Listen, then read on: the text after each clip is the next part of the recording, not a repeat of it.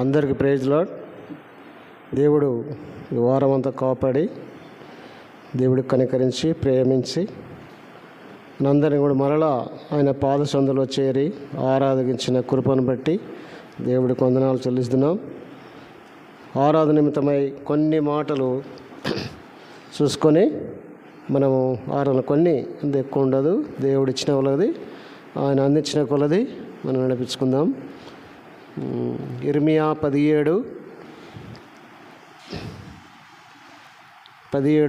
అధ్యాయము 9వ వచనము కలిసి చదువుకుందాం. 9వ వచనం నుంచి 11వ వచనం వరకు చదువుదాం. ఒకరికి నేను ఒకటి మీరు ఒకటి.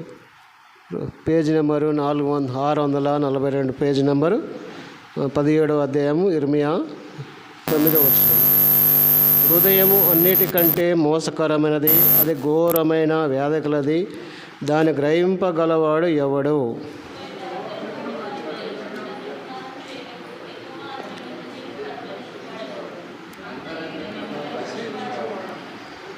న్యాయ విరోధముగా ఆస్తి సంపాదించుకునేవాడు తన పెట్టని గుడ్లను పొదుగు కౌజు పెట్టవలే ఉన్నాడు. సగం ప్రాయములో వాడు దానిని విడవలసి వచ్చును. అటు వాడు కడపడా వాటిని విడిచుచ్చు అవివేకగా కనబడను. చాలు, ప్రార్థన చేస్తున్నామండి.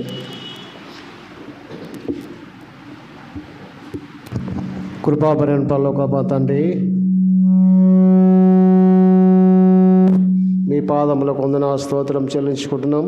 మా దేవుడు, నా రాజు, విమోచన తండ్రి. లేఖన భావాలు ఇర్మియా గ్రంథం 17వ అధ్యాయం 9వ వచనాన్ని బట్టి కూడా మీకు వందనాలు చెల్లించుకుంటున్నాం. నిజంగానైనా మా హృదయం ఎలా ఉంటుందో అది మోసకరం చూపించినారు. లేఖన వాళ్ళు నా సంపూర్ణంగా కాల్ చేయండి. నీ దాసుని ఆత్మతో అభిషేకించి వాడుకొని మేపొందిన నా తలంపులు, నా ఆలోచనలు సంపూర్ణంగా తొలగించి మీరు మాట్లాడము తండ్రి. మీరు ఇక్కడ ఉండండి, ఉపదేశించండి. నా మీ మాటలు నాటి నుంచి వాళ్ళ సంపూర్ణ కాల్ చేయమని చేస్తున్నామని ప్రార్థించి పెట్టుకుంటున్నాం తండ్రి. ఆమేన్.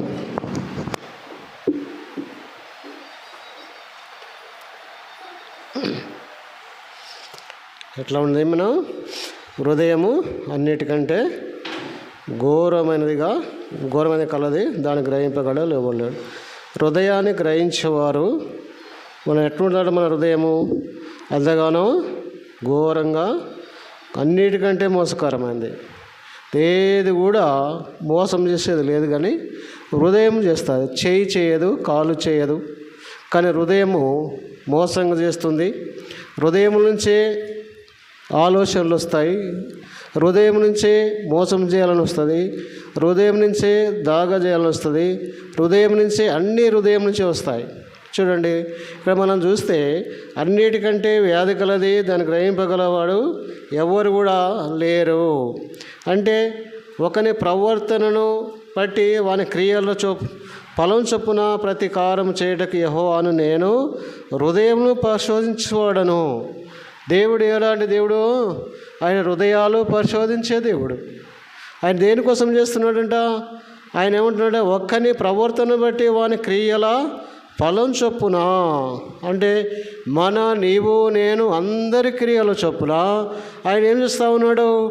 ఫలము చొప్పున ప్రతి కార్యము చేయటకు యెహోవాను నేను హృదయం ప్రతీకారం చేయటకంటే హృదయంలో నేను పరిశోధించేవాడను. ఆయన అట్లా హృదయాలు పరిశోధించే దేవుడు. మన హృదయంలో ఏముంది ఇతరులు తెలియకపోవచ్చు, దేవుడు మాత్రం పరిశీలిస్తాడు. హృదయం అన్నిటికన్నా, అందుకని చెప్పినాడు హృదయం అన్నిటికంటే మోసకరమైంది, అది ఘోరమైన వ్యాధికలది. నేను హృదయం పరిశోధించేవాడను, అంతరింద్రియములను పరీక్షించేవాడను.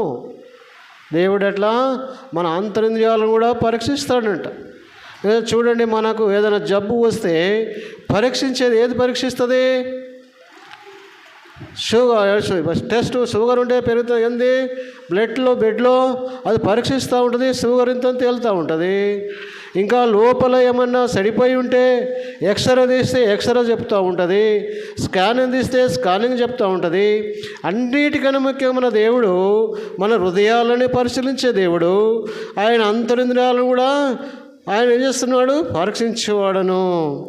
నిజంగా దేవుడు ఇలాంటి హృదయాలను పరీక్షిస్తున్న సమయంలో మానవుని హృదయం ఎలా ఉంది, మానవ హృదయంలో ఎలా ఉందో మార్కు సువార్త 7వ అధ్యాయంలో రండి. మార్కు సువార్త 7వ అధ్యాయము 7:20-21లో దేవుడు ఏం చెప్పినా అక్కడ, ఆయన ఏం చేస్తున్నాడు అక్కడ, ఎట్లనే మన హృదయం, మానవ నుంచి హృదయం నుంచి ఏమొస్తున్నాయంటే, నేను తీసుకుంటున్నాను జరగ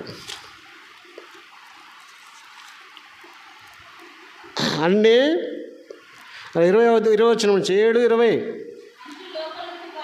మనిషి లోపల నుండి బయలు వెళ్ళినది మనిషి అపవిత్రపరచును. లోపల నుండి అనగా మనుషుల హృదయంలో నుండి దురాలోచనలు, జారత్వములు, దొంగతనములు. ఎలా ఉంటుందండి? లోపల నుండి మనిషిని హృదయంలో నుండి ఏమొస్తామని ఇక్కడ? దురాలోచనలు. ఏం చేయాలా? దురాలోచనలు, జారత్వములు, దొంగతనములు ఇవన్నీ కూడా హృదయం నుంచి వచ్చినవే. ఇలాంటి చూసినప్పుడు దొంగతనం అనేది హృదయంలో వస్తుంది. అప్పుడు ఇప్పుడంటే అలాంటివి లేదు, కానీ వీళ్ళు ఒకప్పుడు ఏం చేసేవారు? పొయ్యిల కట్టెలు లేకుంటే, ఇప్పుడు ఓ సద్ద చేను, జొన్న చేను లేకుంటే ఆంధ్ర చేను చుట్టూ మంచి ఇంతలో కట్టెలు, తుమ్మ కట్టెలు కొట్టి కంప వేస్తే ఏం చేసేవారు? ఒక అక్కలు కానీ పొయ్యిల కట్టెలు కావాలంటే ఆ శలకలు పోయినప్పుడు ఆ ఎనుక్కాయ చూస్తే ఇంతలో కట్టెలు కనిపించేది. ఆ కట్టెలను కనిపించినప్పుడు ఆలోచన ఏమొచ్చేది హృదయంలో? అబ్బా, ఈ కట్టెలు తీసుకుంటే ఎంతో చక్కగా మోపు అవుతాయి, రేపు భోజనం వంట వండుకుంటూ అవుతాయి అని దురాలోచించి, అంటే వారికి ఏం ఆలోచన వచ్చేది? కట్టెల గురించే ఆలోచన చేసేవారు. మరి అక్కడ పచ్చని ఆంధ్ర చేను ఉంది, పచ్చని సద్ద చేను ఉంది, పచ్చని లేకుండా అక్కడ ఒక కూర తోట ఉంది, అక్కడ ఏమైనా తింటాయో మన కట్టెలు కొనకపోతే అని ఆలోచన లేదు. ఏం చేసేవారు? దురాలోచన చేసి ఆ కట్టెలను ఏం చేసేవారు? ఆ కట్టెలు తీసుకుంటప్పుడు ఎలా చేసేవారు తెలుసా? ఇక్కడ చూసి అంత దూరాన ఎవరు ఉన్నారా, ఇంత దూరాన ఎవరు చూసి ఆ కట్టెలు చెల్కపోయేవారు. ఎందుకు వచ్చింది? ఎక్కడి నుంచి వచ్చింది ఆలోచన? హృదయంలో నుంచి దురాలోచన. ఎందుకంటే నాకే కావాలి కట్టెలు, ఈ కట్టెలు నేనే తీసుకుపోయి పొయ్యిలో పెట్టుకోవాలి, చాలా బాగున్నాయి. ఈ 2 కట్టెలు పెడితే అన్నం ఉడుకుద్ది, 2 కట్టెలు పెడితే ఎసరు కాగుద్ది, 2 కట్టెలు పెడితే నేను చాను పేసి ఆకలికి సాను పేసేంత వరకు అన్నం అయిపోతుంది. పై కాడికి పోయి ఆలోచన లేదు. అంటే ఆ కట్టెల మీదనే ఉంది ఆలోచన, కానీ అక్కడ చేను పోతే ఏమో ఆలోచన లేదు. ఎందుకంటే మానవుని హృదయము అలాంటిది. ఆ మానవ హృదయం అలాంటి దురాలోచన చేస్తూ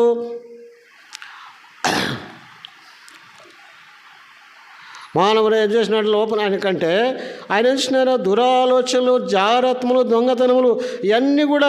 దురాలోచన వచ్చింది, దొంగతనములు అంటే అలాంటి వచ్చినాయి. నరాత్యలు, వ్యభిచారములు, లోభములు, చెడుతములు, కృత్యములు, కామ వికారములు, మత్సరములు, దేవదూషణ, వివేకమును వచ్చును. ఈ చెడ్డవన్నీ లోపల నుండి బయలు వెళ్ళే మనసుని అపవిత్రపరచును. ఎలా అంటే ఎక్కడ వస్తున్నాయండి? హృదయంలో నుంచి. ఇవన్నీ కూడా చెడ్డవన్నీ కూడా హృదయంలో నుంచి బయలుదేరి మనసుని అపవిత్రపరుస్తున్నాయి. ఈ అపవిత్రతను పరుస్తున్నాయి కాబట్టి ఏం చెప్పాడు ఆయన? దేవదృష్ణ చెడ్డ అన్నీ లోపల నుండే. అది ఎక్కడ మనం చదివినాము? ఇక్కడ ఇర్మియా గ్రంథంలో హృదయం అన్నిటికంటే మోసకరమైంది. అవన్నీ కూడా హృదయం నుంచే వస్తూ ఉన్నాయి. చెడుతనంతా కూడా హృదయంలో వస్తుంది. నరాత్యలు హృదయంలో వస్తున్నాయి. వ్యభిచారములు, లోభములు ఇవన్నీ కూడా వస్తున్నాయి లోపల నుంచి. నీ హృదయం నా హృదయం ఎలా ఉండే? మోసకరమైన హృదయంగా ఉండెను, ఎలా చెడ్డదిగా ఉండెను, దొంగతనం చేసేవారు ఉండను. దొంగతనం ఎలా ఉండదు తెలుసా? మా చిన్నతనంలో నాకు అన్ని అనుభవం అయ్యి. దొంగతనం ఏంటంటే ఇల్లు దోసేవారం కాము, కానీ పశువులు కాసేటప్పుడు, పశువుల దగ్గర ఉన్నప్పుడు ఎక్కడ ఎవరు? అక్కడ మంచి మంచి అద్దకంకులు ఎవరి సేల తిన్నప్పుడు ఇక్కడ చెప్తాం. అక్కడ ఎవరి సేల మేము గుట్టెమ్మడి పసల దోలితే అక్కడ రూ తక్కువలో సేన పక్కమ్మడి ఉండే ఏనేమడి మంచి సద్దకంకులు, మంచి దోసకాయలు మేము పసల కాస్తూ ఒకళ్ళు వేనెక్కి చూస్తే ఒకళ్ళు సదస్యాలపై కంకులు తెచ్చేవారు, దోసకాయలు తెచ్చేవారు. అవి తెచ్చుకొని మేము తినేవారం. అంటే ఎక్కడి నుంచి వచ్చింది దొంగతనము? హృదయం నుంచి.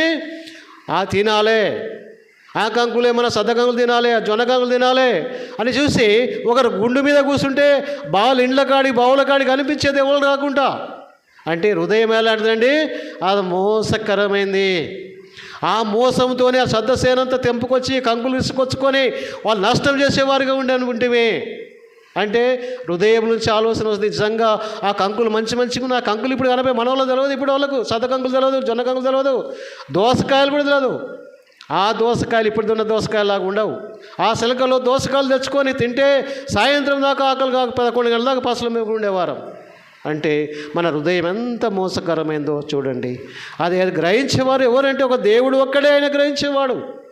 ఆయన గ్రహించినాడు కాబట్టి ఇక్కడ ఆయన మోసకరమని చెప్తా ఉన్నాడు, లోపల నుంచి చెప్తా ఉన్నాడు. ఆయన అనేక హృదయాలను ఆయన లోపల నుంచి వస్తూ ఉన్నాయి. ఇక చూడండి, ఆదికాండం 6వ అధ్యాయంలో రండి. ఆదికాండం 6వ అధ్యాయం హృదయం ఎలా ఉంటుందో మనం చూస్తూ కొన్ని మాటలు చూసి 6వదిలోకి వెళ్ళిపోదాము. 6వ అధ్యాయం 5వ వచనము. నరుల చెడుతనము భూమి మీద గొప్పదనియు, వారి హృదయములో యొక్క తలంపులలో ఊహంతయు ఎల్లప్పుడూ కేవలం చెడ్డదనియు యెహోవా చూసి. ఏం చూసినారు ఇక్కడ? ఎట్లా ఉంది మానవ హృదయము? నరుల చెడుతనము భూమి మీద గొప్పది. మానవుని హృదయం ఎలా ఉందంటే అది గొప్పదిగా పెంచబడ్డది. అది ఏమంటుందంట? నరులు భూమి మీద గొప్పదియో గొప్ప, వారి హృదయము యొక్క తలంపులు అంతయు ఎల్లప్పుడు కేవలం చెడ్డదని యెహోవా చూసి. మానవుని తలంపులు ఎట్టున్నట్టు ఎప్పుడు చెడ్డగా ఉంటాయి. మానవుడికి అది మనకు కనిపించవు, పైగా మంచిగా మాట్లాడవచ్చు, కానీ మన హృదయం ఎలా ఉంటుందంటే దేవుడికే తెలుసు. దేవుడికి ఆయన మనకు గుర్తించే దేవుడు, దేవుడు ఆయన చూసే దేవుడు. ఆయన ఎప్పుడు కూడా మనలో ఆయన ఎట్లుండంటే, ఆ 7వ వచనం చూడయా, చదవండి. అంటే అప్పుడు యెహోవా నేను సృజించిన నరులతో కూడా జంతువులను, పురుగులను, ఆకాశ పక్షాదులను భూమి మీద ఉండకుండా తూడ్చివేయదును. ఏలయనగా నేను వారిని సృష్టించినందుకు సంతాపం నొంది ఉన్నాను. ఏమోనండి, ఇప్పుడు ఏమేసినాడు దేవుడు? అయ్యో నేను అనవసరంగా సృష్టించినాను కదా. ఆయన హృదయంలో బాధపడుతూ ఉన్నాడు, ఆయన కష్టపడుతూ ఉన్నాడు, ఇబ్బంది పడుతూ ఉన్నాడు. చెడు ఆయన చూస్తే భూమి మీద నుండకు ఆయన చేసి అందరినీ హృదయంలో నోచుకొనేను.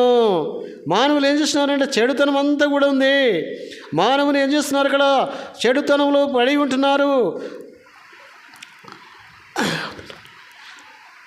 చెడుతనంలో పడి ఉండి ఆయన దేవుడిని నొప్పించేవారుగా ఉన్నాము, దేవుని దుఃఖపెట్టేవారుగా ఉన్నాము, దేవుని అవమానపరిచేవారుగా ఉన్నాము.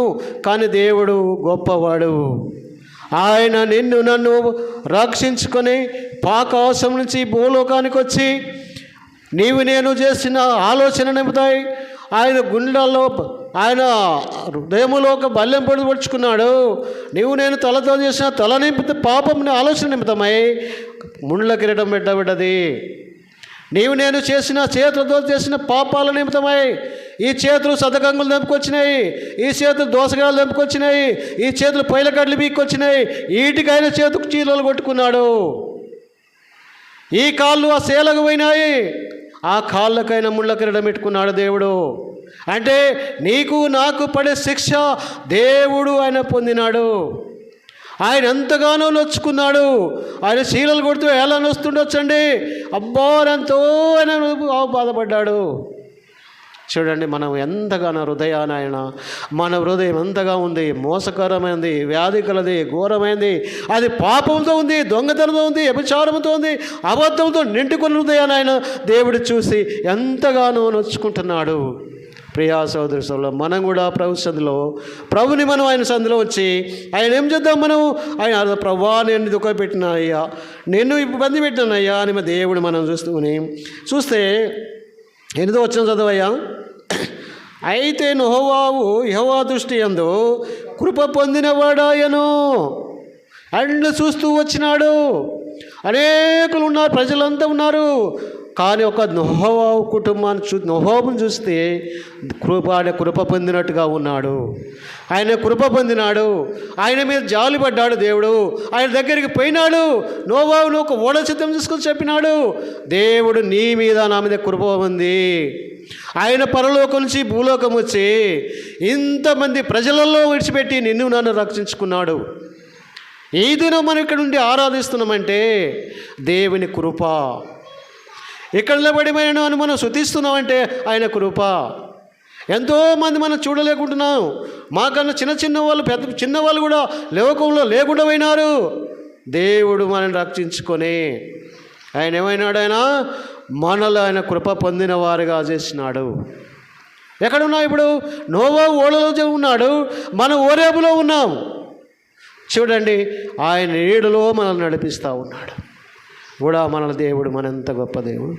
ఆయన ఎక్కడైనా మనమేమో కాల ఆయన నొప్పించేవారుగా ఉన్నామేమో, ఆయన కష్టపెట్టేవారుగా ఉన్నామేమో, అది జ్ఞాపకం చేసుకున్నాం. ఈ వారం అంతా ఎక్కడైనా ఆయన నొప్పించినామేమో, ఆయన దుఃఖపెట్టినామేమో, అది ఘోరమైన వ్యాధితో ఉంది.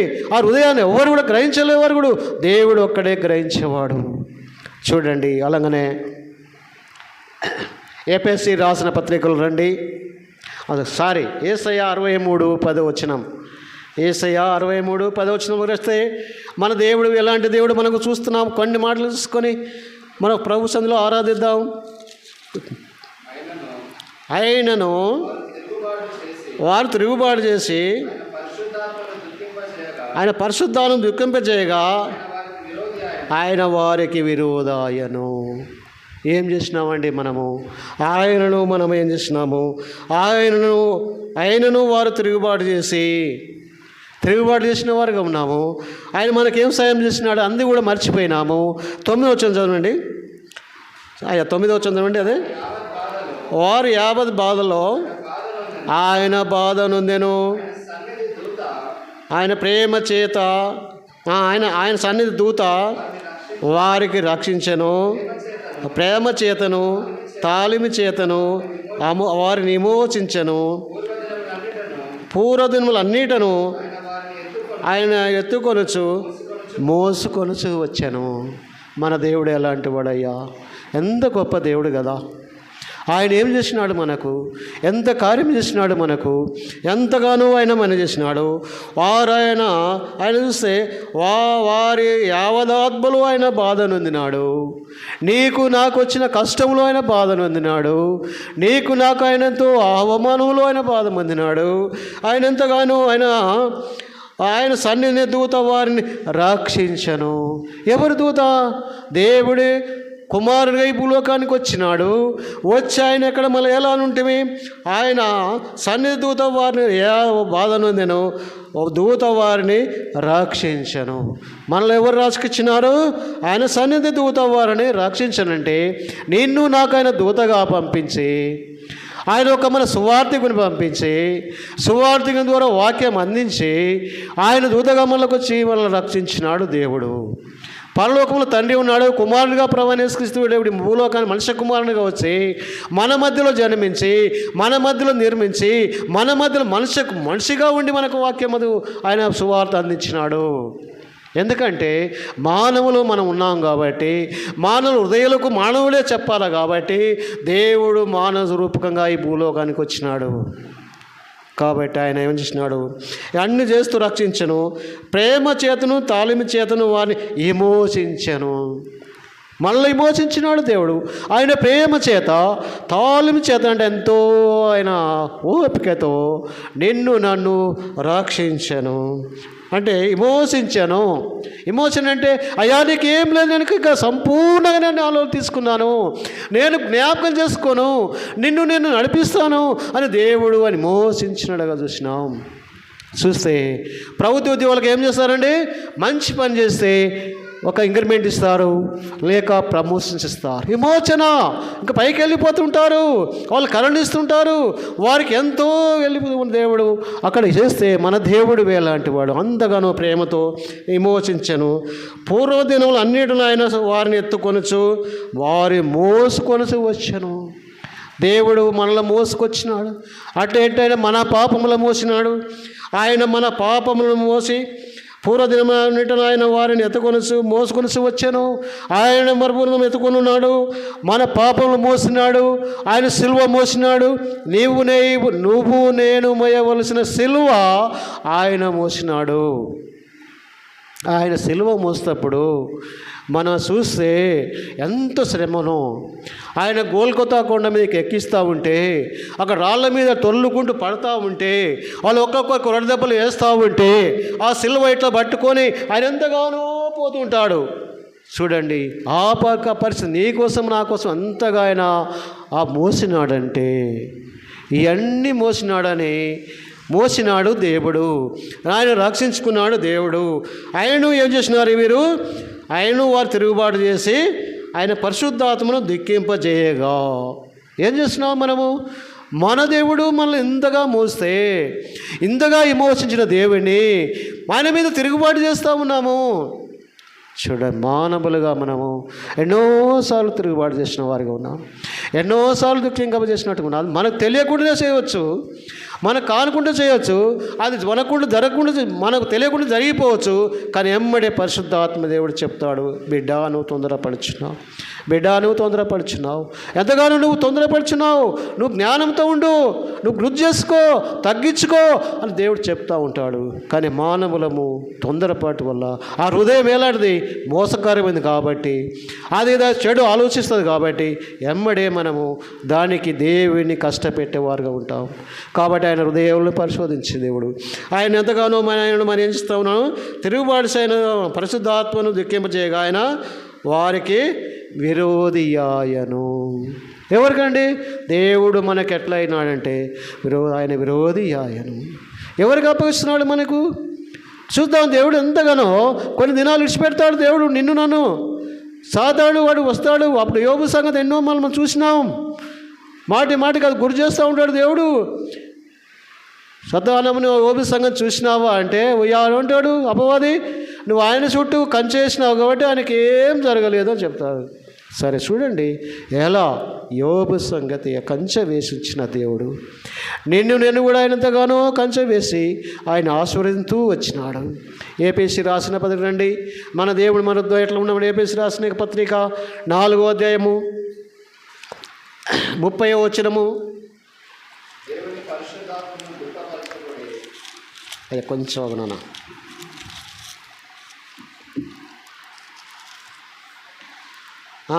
చదువు. దేవుని పరిశుద్ధాత్మ దుఃఖపరచకుడి, విమోచన దినం వరకు ఆయన యందు మీరు ముద్రింపబడి ఉన్నారు. అంటే ఏం చేయాలి? మన దేవుడు చెబుతున్నాడు, దేవుని పరిశుద్ధాత్మను దుఃఖపరచకుడి అంటే దేవుడు పరిశుద్ధాత్మగా మనలో ఉన్నాడు, పరిశుద్ధాత్మగా ఉంటున్నాడు, అది వస్తున్నాడు అని కార్యం చేస్తూ ఉన్నాడు. ఆయన మీరు దుఃఖపరచకుడి. దేవుడు మనకు రూపంగా కనిపించడు, ఆత్మతో కార్యం చేస్తాడు. దేవుడు పరిశుద్ధాత్మతో ఉండి ఆయనకు మన పనులు చూపిస్తూ ఉంటాడు. బిడ్డ నువ్వు ఈ పని చేయాలి, ఈ పని చేస్తే ఇట్లా ఉంటుంది అని దేవుడు ఆలోచన చెప్పే దేవుడు, పరిశుద్ధాత్మ నడిపించే దేవుడు. మనం ప్రార్థన చేసేటప్పుడు మన ప్రార్థన ఎలా ఉంటుందంటే, మనం ఏం కూడా అనుకోని అక్కడ ప్రార్థనలో కూర్చుకున్నాగానే దేవుడు ఆ ప్రార్థన అద్భుతంగా ఆయన పరిశుద్ధాత్మ ద్వారా అందిస్తాడు. కానీ మనం ఏమంటున్నాడు? మీరు దేవుని పరిశుద్ధం దుఃఖపరచకుడి, విమోచన దినం వరకు ఆయన యందు మీరు ముద్రింపబడి ఉన్నారు. ఆయన సమస్తమైన ద్వేషమును, కోపమును, క్రోధమును, అల్లరి, దూషణ సకలమైన దుష్టత్వమును మీరు విసర్జించుడి. కానీ ఒకరినొకడు దయగలిగి కరుణాహృదయులై క్రీస్తును దేవుని మిమ్మును క్షమించిన ప్రకారము మీరు ఒకరికొకరు క్షమించుడి. ఎట్లా ఉన్నారు? దేవుని కరుణాహృదయులై క్రీస్తునందు దేవుడు మిమ్మును క్షమించిన ప్రకారం మీరు ఒకరినొకరు క్షమించండి. దేవుడు ఎలాంటి హృదయం ఉండాలండి? కరుణాహృదయులై. అంటే కరుణాహృదయులు అంటే కరుణ వస్తుంటుంది, శాంతి నెమ్మది వస్తుంది. అట్లే మన భక్త్ సింగ్ గారి పరిచర్యలో ఎన్నో మనం వాక్యాలు చదువుకున్నాం, ఆయన బుక్స్ చదివినాం. ఇప్పుడు అంటే సెల్ ఫోన్లు వచ్చినాక బుక్స్ లేవు, చదువుతలేరు ఎవరు. అప్పుడు ఒక సెట్ ఉండేది బుక్. మేము రక్షింపబడ్డ కొత్తలో అది కూడా నార్కపిటల్ యూరోప్కి వచ్చినాక ఇప్పుడు బక్సింగ్ గారితో ఒక సెట్ బుక్స్ ఉంటాయి అని చెబితే హైదరాబాద్కి పోయి అన్నీ తెచ్చుకుని ఇంత బుక్స్ ఉంటాయి, ఒక్కొక్కటి. ఇక నాకేం పని ఉంది, ఆఫీస్కి పోయినాం అంటే ఆఫీస్లో కూర్చొని బాగా చదివేవాని. ఏంటది 7 శిఖరాలు, అది అంది చాలా ఉన్నాయి, చాలా వాగ్దాలు అక్కడ ఉన్నాయి. అది చదువుతాండి ఎంత ఆత్మీయంగా ఉందో. ఇప్పుడు సెల్ ఫోన్లు వచ్చినాక ఆ బుక్కులు చదివేదే మర్చిపోయినాము. ఆ బుక్కులు చదివితే దేవుడు ఎలా మనల్ని రక్షిస్తాడు, ఎలా కాపాడుతాడు, ఆయన ఏంటంటే మనం ముద్రింపబడి ఉన్నది. ఆ బుక్ అనేది ముద్రించబడుతుంది. ఆ బుక్కు నిజం ప్రతిసారికి మనకు కనిపిస్తుంది. కాబట్టి ఈయన మీరు ఎట్లా ఉన్నారు, పరిశుద్ధాత్మ ముద్రింపబడి ఉన్నారు. ప్రస్తుతమైన ద్వేషం, కోపం అన్నీ కూడా మీరు ఏం చేయాలా, అల్లరి, దూషణ, సకలమైన దుష్టతో మీరు విసర్జించుడే. మనలో అల్లరి ఉంటుంది, దూషణ ఉంటుంది. అవి అనుకోకుండా దూషణ మాటలు వస్తుంటాయి, అనుకోని హృదయంలో అనుకుంటాం. అవన్నీ కూడా మీరు మానండి, దూషణ తీసేయండి. కానీ ఒకని ఎడల ఒకడు దయ కలిగి కరుణారుదులయ్యి ఒకరి దయగలిగి కరుణారుదులై ఉండాలి. ప్రభు అయిన దేవుడు మన మీద ఎంతగానో ఏమైనాడు, కరుణారుదుడై ఉండి నిన్ను నన్ను ప్రేమించినాడు. దేవుడు ఒక్కరిని కూడా ద్వేషించాడు. ఎంత వారిని కూడా ఆయన కూడా మన సులువు మీద దొంగని మనం చూసినాం. ఆవిడ అంటే అయ్యా నువ్వు వచ్చినప్పుడు నన్ను జ్ఞాపకం చేసుకో అంటే, నీ రాజుతో జ్ఞాపకం చేసుకుంటే నేడే నువ్వు పరదేశంలో ఉందువు అంటే దేవుడు ఎంత ఆయన ఒకడైతే అక్కడ దూషించిన వారిని కూడా ఆయన ఏం చేస్తున్నాడు, ఆయనను అందరినీ ప్రేమిస్తున్నాడు. చూడండి భూలోకంలో ఎంతోమంది ఆయన లక్ష్యం లేని వారు ఉన్నారు, కానీ అందరికి కూడా కాపాడుతూ వస్తున్నాడు దేవుడు. అందరికీ వర్షం ఇస్తున్నాడు, అందరికి పంట ఇస్తున్నాడు, అందరినీ పోషిస్తున్నాడు.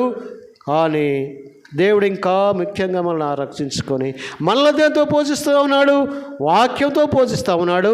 ఆయన ఆత్మతో మనల్ని పోషిస్తూ ఉన్నాడు. ఆయన ఒక ప్రత్యేక జనాంగం మనల్ని సిద్ధపరచుకున్నాడు. కాబట్టి ఏం చేయాలి, మన కరుణారుదులై మనం ఉండాలని దేవుడు కోరుతూ ఉన్నాడు. అంటే అలాగే రండి ఏపీఎస్సి అది 1:13 వచ్చిన చదవండి. 1:13 మీరును సత్యవాక్యమును అనగా మీ రక్షణ సువార్తను విని ఆత్మచేత ముద్రింపబడితిరి. మనం ఎలా ఉన్నామండి, దేవుడు ఏం చెప్తా ఉన్నాడు ఇక్కడంటే, మీరును అంటే నేను మీరు అందరు మీరు కలిసి ఎటు చేస్తున్నావు, బహువచనము. నీవు అంటలేడు, మీరు. ఒక అధికారి దగ్గర పోయినప్పుడు ఎలా మాట్లాడో తెలుసా, ఒక తహసీల్దార్ కాడికి మనం పోయి అవసరం ఉంటే అయ్యా నీవు అని మనం మాట్లాడద్దు. అయ్యా నమస్కారము, మీరు పలానాడు మా ఊరికి వచ్చినారు, మీరు మా కాగితాలు పరిశీలించినారు, మీరు మా గెడ్లు పరిశీలించినారు అని మనం బహువచనగా మాట్లాడినప్పుడు అక్కడ ఆయనకు ఎంతగానో సంతోషిస్తాడు. అందుకనే దేవుడు మీకు ఇక్కడ మనం చెప్తా ఉన్నాడు, మీరు సత్యవాక్యమును అనగా మీ రక్షణ సువార్తను విని ఏమన్నాడు, సత్యవాక్యము. దేవుడు సత్యవాక్యమున సత్యముతో మనం నడిపిస్తూ ఉన్నాడు. ఈ వాక్యము ఒకసారి మనకి ఏదో వాక్యం చూపిస్తాడు, వాక్యంతో మాట్లాడతాడు. మనకి ఏదో ఆలోచన వచ్చినప్పుడు వాక్యం గుర్తు చేస్తాడు. ఒకప్పుడు నేను ఒక హాస్పిటల్లో పోతా ఉన్నాము. అక్కడ పరిస్థితి చాలా గండు పరిస్థితి ఉంది. ఎవరు చెప్పుకోని స్థితిలో ఉన్నాము. ఆ స్థితిలో నేను ఎట్లా అని కన్నీళ్లు తుడుచుకుంటూ మెట్లు ఎక్కుంటూ పోతా ఉన్నాను. అక్కడ ఒక వాక్యం ఉంది, ధైర్యంగా ఉండము, 10 రోజులు శ్రమ కలుగును, నేను నిర్జనములో ఉన్నాను. ఇంకో దగ్గర రోడ్డు వెంబడి పోతా ఉన్నాను, అక్కడనే హాస్పిటల్ ముందే పోతా ఉన్నాను. ఒక పండ్ల బండికి ఒక వాక్యం కట్టి ఉంది, మీరు అనేక పిట్ల కంటే శ్రేష్ఠులు కారా అంటే ఒక వాక్యంతో అక్కడ ఒకటి కూడా దేవుని అనుమతిలోకి రాలిపోదు. దేవుడు ఎక్కడ వాక్యం చూపించి మాట్లాడతాడు. చూడండి ఎంత గొప్ప దేవుడు. వాక్యానుసారంగా మనల్ని ఆయన రక్షించుకుంటూ వస్తూ ఉన్నాడు. వాక్యానుసారంగా మనల్ని ఆయన ఎంతగానో ప్రేమిస్తూ వచ్చినాడు. మీరు సత్యవాక్యం అనగా మీ రక్షణ సువార్తను విని క్రీస్తున శ్వాసం ఉంచి వాగ్దానం చేయబడిన ఆత్మచేత ముద్రింపబడితిరి. మన ఎట్లా ముద్రింపబడ్డాము? వాగ్దానం చేత ముద్రింపబడ్డాము. బిడ్డ, దేవుడు నిన్ను నన్ను రక్షించుకున్నాడు. ఆయన ఎంతగానో నన్ను ప్రేమిస్తూ వచ్చినాడు. ఆయన రక్షణ సువార్తను విని నిజంగా ఇక్కడ మనం ఎట్లా రక్షింపబడ్డాము? ఏ ఒకరు కూడా ఎవరో అక్కడ సువార్త చెప్తేనే రక్షణలోకి వచ్చినాము. ఆ సువార్త విని, రక్షణ సువార్త విని మనం ఏం చేసినాము? క్రీస్తునందు శ్వాసం ఉంచి వాగ్దానం ఆత్మచేత ముద్రింపబడితిమి. దేవుని మహిమకు కీర్తి కలుగుటకై ఆయన సంపాదించుకున్న ప్రజలకు విమోచనము కలుగు నిమిత్తము ఆత్మ మన స్వాస్థ్యమునకు సంచగరువుగా ఉన్నాడు. ఎవరికైనా ఆయనే మన కాపుదల ఉన్నాడు. మన ఆత్మకు ఆయన ఉన్నాడు. ఈ ఆత్మ మన స్వాస్థ్యమునకు సంచకరువుగా ఉన్నాడు. దేవుని మహిమకు కీర్తి కలుగుటకై, ఎవలాడా? దేవుని మహిమకు కీర్తి కలగాలంటే, దేవుని మహిమ కీర్తి కలుగుటక ఆయన సంపాదించుకున్న ప్రజలను విమోచనం కలుగు నిమిత్తము, ఆయన సంపాదించుకున్న ప్రజలకు ఆయన ఏం చేయాలి? జరగాల మహిమ కలుగు, ఆయన సంపాదించుకున్న ప్రజలకు విమోచనం కలుగు నిమిత్తము అంటే ఆయన నిన్ను నన్ను సంపాదించుకున్నాడు. ఎక్కడ ఏమో రావాలి? మన సంపాదించుకున్న ప్రజలకు ఏం కావాలా? విమోచన రావాలి, విడుదల రావాలి. ప్రభు దగ్గర మనకు కాపాడుతూ వస్తాడు. కాబట్టి ఆయన మనం ఏం చేయాలి? విమోచన ఆత్మను మనకు స్వాస్థ్యము సంచవరుగా ఉంచినాడు. ఆయన ఆత్మ మన సంచకర అంటే తోడుగా ఉంటుంది. ఆయన కాపాడే ఉంటున్నాడు. ఆయన మన ఎక్కడ పోయినా ఆయన హృదయం మన కాపాడుతూ భద్రపరుస్తూ వస్తూ ఉన్నాడు. కాబట్టి మనం ఎలా ఆరాధిస్తాం? ప్రభుని నిజంగా ప్రభువా, నా హృదయం ఎంతో మోసకరమైందయ్యా, నేను గ్రహించలేని స్థితిలో ఉన్నప్పుడు ప్రభువా నువ్వే నా కాడికి వచ్చినావయ్యా, నా హృదయాన్ని పరిశీలించినావయ్యా, నీ సువార్త అందించినావయ్యా, నీ సువార్తతో రక్షించుకున్నావయ్యా, నా ఆత్మకు కంచకరుగాను ఉంచిన రక్షణగాను ఉన్నావయ్యా. మీకు వందనాలు. మన దేవుని ఆరాధ్యం. నిజంగా ఇలాంటి చేతులతో చేసిన పాపానికయ్యా నువ్వు శీలలు నాటుకున్నావయ్యా. నీ శీలలు ప్రభువా నా కళ్ళతో తలకాయ దోసిన ఆలోచన తలలో మునక్కటం పెట్టుకున్నావయ్యా. నేను పక్క దోసిన పాపనంతో ఒక 40 కొరల దెబ్బలు తిని ముద్దలుగా అయ్యా చేర్చబడ్డావయ్యా. స్వరూపమును సొగసును లేకుండా పోయినావయ్యా. నా కోసం ఇంత చేసినావు తండ్రి, నేనేం చేయగలను ఆయన అని మన దేవుని ఆరాధిద్దాం, దేవుని గణపరుద్దాం. ఒక్క వచనం చూసుకొని మన ఆరాధనకి వెళ్ళాం. అపోస్తల కార్యం అది కూడా 1వ అధ్యాయం 4వ వచనం రండి.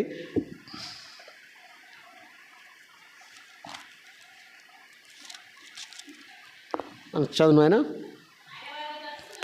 ఆయన వారిని కలుసుకొని ఇలాగ ఆజ్ఞాపించాను, మీరు యెరూషలేము నుండి వెళ్ళక నా వలన వినిన వాగ్దానం కొరకు కనిపెట్టడు. ఎవరి కొరకు అండి? మరి ఎక్కడ ఉండాలి? మనం ఆయన వారిని కలుసుకొని ఇలాగూ ఆజ్ఞాపించాను. అలా సంఘం ఆయన వారికి అంటే ఆయన వారిని కలుసుకొని అంటే ఏం చేసినారు? మనందరినీ కూడా దేవుడు కలుసుకున్నాడు. అందరిని ఆయన కలుసుకొని ఈలాగా ఆజ్ఞాపించాను. ఓ బిడ్డ, నీ పేరు నా పేరు అక్కడ పిలుచుకొని చెప్తా ఉన్నాడు. మన ఓరేపులో ఉన్నాడు, మన గుంపులో ఉన్నాడు, మన మధ్యలో మాట్లాడుతూ ఉన్నాడు. ఆయన వారిని కలుసుకొని ఈలాగ ఆజ్ఞాపించాను, మీరు యెరూషలేము నుండి వెళ్ళక నా వలన విన్న తండ్రి యొక్క వాగ్దానం కనిపెట్టుడి. ఏం చేయాలా? ఆయన మనకు వాగ్దానము కనిపెట్టాలా. ప్రతిసారి మనకు ఒక వాగ్దానం ఇస్తాడు, సంఘ వాగ్దానం ఇస్తాడు. ఆ సంఘ వాగ్దానం ద్వారా దేవుడు సంఘాన్ని కాపాడుతూ వస్తాడు. మన వ్యక్తిగత వాగ్దానంలో మన వ్యక్తిగతంగా కాపాడుతూ వస్తాడు. ఫ్యామిలీ వాగ్దానం ఇస్తాడు. కుటుంబ వాగ్దానం ద్వారా కుటుంబాన్ని కాపాడుతూ వస్తాడు. అన్ని దినాలు దేవుడు ఆయన వాగ్దానం ఏం చేయాలా? వాగ్దానం కనిపెట్టుకున్నాడు. మన ఓరేపు వాగ్దానము ఏముంది? శక్తి చేతనైనా భక్తి చేతనైనా కాదు, ఈ ఆత్మచేతనే జరుగునని వాగ్దానం కదా. చూడండి ఇక్కడ ఉంది. ఈ వాగ్దానమే మళ్ళీ ఇంతవరకు తీసుకొచ్చింది. ఈ వాగ్దానమే మళ్ళీ ఎంతగానో ఉన్న స్థితిలో కూర్చోబెడుతుంది.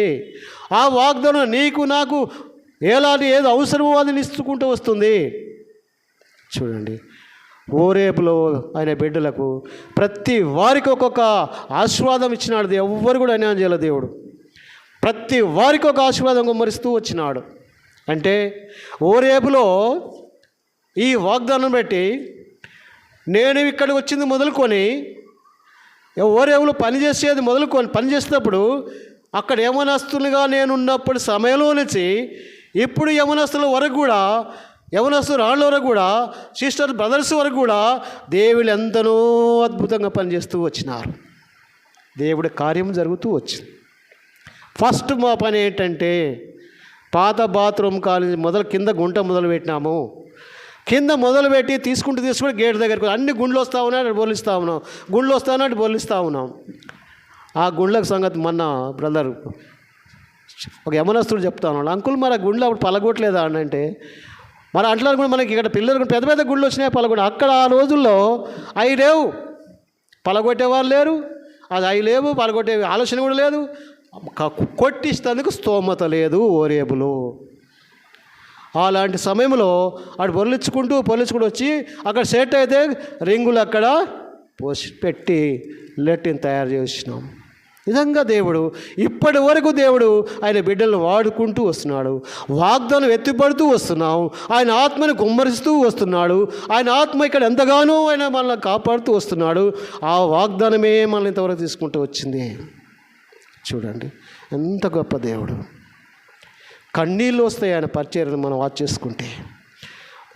తట్టుకోలేని స్థితిలో పోతాం, నశించిపోతాం. నిజంగా మనం ఆ పిల్లర్ వేసినప్పుడు అందరూ ఆ మొదటి పిల్లర్లో లెట్రిన్ ట్యాంకులో వచ్చింది. ఆ పిల్లర్ వేయాలంటే బండితో ఎత్తిపించిన సగం ఉంది నిలబడదు అందులోనే. చూడండి ఎంత గొప్ప కార్యం దేవుడు చేసినాడు. యమనస్తులను యమనస్త్రాలను వాడుకొని బకెట్లతో ఎత్తి అవతల పోసినారు. ఎంత కనీసము మాసు కూడా పెట్టుకోకుండా చేసినారు దేవుడు. అంత గొప్ప ఆత్మతో ఆ కార్యం జరిగించినాడు. అందులో పిల్లల గుంట వచ్చింది. మరలా ఇప్పుడు మనం చేయాలనుకొని ఆ గుంట మళ్ళీ ఇంకో మెరిగింది. అది చేయాలనుకుంటే అది మొత్తం మట్టితో నిండిపోయింది, సగానికి ఎక్కువ నిండిపోయింది. ఏం చేయాలి? ఆ మూత తీయాలనుకున్నాం. యమనస్తులు సాయంకాలం వచ్చినారు. ఆ మూత ఎరగొడితే అల్లబడ్డది. మళ్ళీ కాలు దిగి మళ్ళీ మొత్తం ములగొట్టి అంత బయట వేసినారు. యమనస్తులు అండ్ బ్రదర్స్ తీసి బయట వేసినారు. అంత దేవుడు గొప్ప కార్యం చేసినాడు. ఆ చేసిన తర్వాత దాని నిండా ఉంది, ఎట్లా బయటికి వెళ్ళాలి అని ప్రార్థించినప్పుడు ఒకళ్ళు బయట వాళ్ళు పిలిపించినాము. బయట వాళ్ళు పిలిపిస్తాలు వచ్చినారు. 12,000 రూపాయలు అడిగినారు. ప్రవ్వా మరి 12,000 రూపాయలు ఏదైనా కానీ అయ్యా 10,000 8,000 అన్నాం. ఆ 10,000 తీస్తాము సార్ అని మాట్లాడుకొని పోయినాడు. సరే 10,000 ఇస్తా అంటే దేవుడు దేవాల ఆయన ఉదయం రాలే, సార్ మధ్యాహ్నం రాలే, రేపు వస్తా అని పోయినాడు. చూడండి ఎంత గొప్ప దేవుడు. సంఘము ప్రార్థన చేసింది. దేవుడు బ్రదర్స్తో మాట్లాడినాడు, యమనస్తులతో మాట్లాడినాడు. రాత్రి మళ్ళీ మట్టి అంతా బయట పోసినారు. చూడండి దేవుడు ఎంత గొప్ప దేవుడు. 10,000 రూపాయలు దేవుడు మిలిగించినాడు. ఒక్కొక్క పనికి దేవుడు అద్భుతంగా చేస్తూ వచ్చినాడు. ఎక్కడ ఏ వాక్యతో మనం చేస్తూ ఉన్నాడు? జకర్యా 4:6-7 వచనాల ద్వారా దేవుడు అద్భుత కార్యాలు చేస్తూ ఉన్నాడు. ఎందుకంటే నేను తెచ్చినప్పుడు ఇక్కడ మనం వాగ్దానం గుర్తుంచుపెట్టుకో అన్నాడు. వాగ్దానం బట్టి మనం ఎంతగానో వదిలుతూ వచ్చినాము. కాబట్టి మనం ఏం చేద్దాం? దేవుడు మన గొప్ప దేవుడు. పనులన్నీ ఒక్కొక్కటి కూడా సమకూరుస్తూ వస్తూ ఉన్నాడు దేవుడు. అంటే ఆయన ఆత్మ ఇక్కడ ఉంది. ఆయన ఆత్మను ఎత్తి ప్రార్థిస్తున్నాము. అదంతా దేవుడు కార్యం చేస్తూ వస్తున్నాడు. మనం వాగ్దానాన్ని గుర్తు చేసుకొని మనం ఏం చేద్దాం? ప్రభుని అంతగానో ఏమన్నాడు ఆయన దేవుడు ఇక్కడ 4వ వచనంలో, వాగ్దానం కొరకు కనిపెట్టుడి. మనం చేసి ప్రభువా నిజంగా మనం ఏం చేసినాం? మెయిన్ ఇర్మియా 17:9 హృదయం ఎంతో ఘోరమైంది ఉండేను ప్రభా, మమ్మల్ని కరుణించినావు ప్రభా, నీ రక్షణ అందించినావయ్యా మమ్మల్ని. అన్నీ కూడా ఒక్కొక్క వాక్యం ఎత్తిపట్టి ఆరాధిస్తాం. గొప్ప కార్యం చేసినందుకు వందనాలు ప్రభా. వాగ్దానాలు ఎత్తిపట్టి ప్రార్థన చేద్దాం. దేవుడు గొప్పవాడు. మనలను మన ఓరేబుని సంఘాన్ని విశ్వాసులు అందరూ వదులుతూ వస్తున్నాడు, చేస్తూ వస్తున్నాడు. అన్నిటికీ మనం దేవుడు చేసిన దానికి ప్రతి దానికి మనము కృతజ్ఞతలు చెల్లిస్తాం. ఈ వాక్యాలు దేవుడి విశ్వాసించిన ఆమేన్.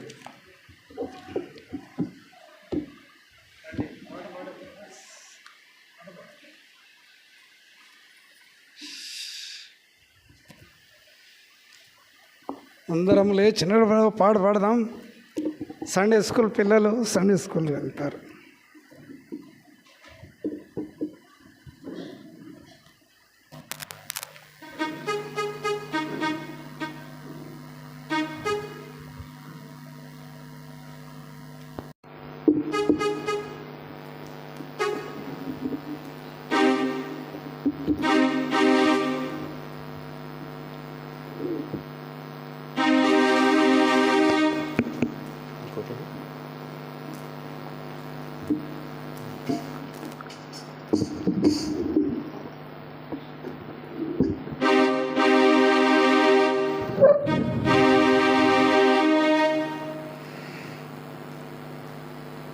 పాట సంఖ్య 243.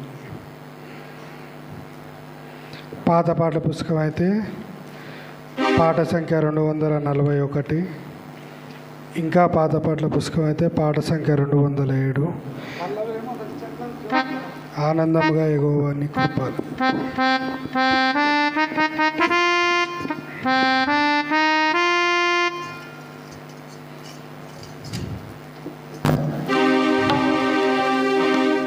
ఆనందముగా యెహోవాని కృపలన్నీ అన్ని కాలములందు కీర్తించెదను. ఆనందముగా చావు గోతి నుండి దేవానిచ్చి నాకు జీవామిచ్చిన జీవదాత. చావు గోతి నుండి దేవానిచ్చి నాకు జీవామిచ్చిన జీవదాత.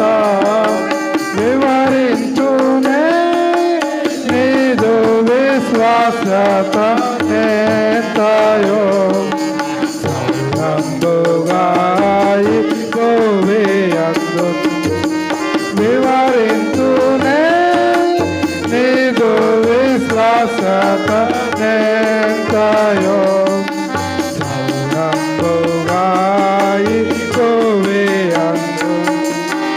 ఆనందముగా యెహోవాని కృపలన్నీ అన్ని కాలములందు కీర్తించెదను. ఆనందముగా పర్వతంబులు పారిపోయినాను, భూమిలో మార్పు కలిగినాను. పర్వతంబులు పారిపోయినాను, భూమిలో మార్పు కలిగినాను. కరుణాములు విరోధముగా పనిచేసిన ఫలించెదాని విశ్వాసతం. కరుణాములు విరోధముగా పనిచేసిన ఫలించెదాని విశ్వాసతం. ఆనందముగా